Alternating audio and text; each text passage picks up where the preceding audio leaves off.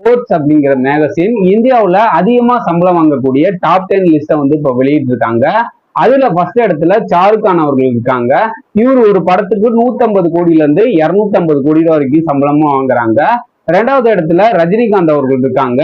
இவர் ஒரு படத்துக்கு 150 கோடியில இருந்து 210 கோடி ரூபாய் வரைக்கும் சம்பளம் வாங்குறாங்க. மூணாவது இடத்துல தளபதி விஜய் அவர்கள் இருக்காங்க. இவர் ஒரு படத்துக்கு 130 கோடியில இருந்து 200 கோடி ரூபாய் வரைக்கும் சம்பளம் வாங்குறாங்க. நாலாவது இடத்துல பிரபாஸ் அவர்கள் இருக்காங்க. இவர் ஒரு படத்துக்கு 100 கோடியில இருந்து 200 கோடி ரூபாய் வரைக்கும் சம்பளம் வாங்குறாங்க.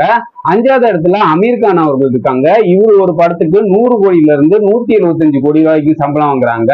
ஆறாவது இடத்துல நடிகர் சல்மான் கான் அவர்கள் இருக்காங்க. இவர் ஒரு படத்துக்கு 100 கோடியில இருந்து 150 கோடி ரூபாய் வரைக்கும் சம்பளம் வாங்குறாங்க. ஏழாவது இடத்துல கமலஹாசன் அவர்கள் இருக்காங்க. இவர் ஒரு படத்துக்கு 100 கோடியில இருந்து 130 கோடி வரைக்கும் சம்பளமா வாங்குறாங்க. எட்டாவது இடத்துல அல்லு அர்ஜுன் அவர்கள் இருக்காங்க. இவர் ஒரு படத்துக்கு 100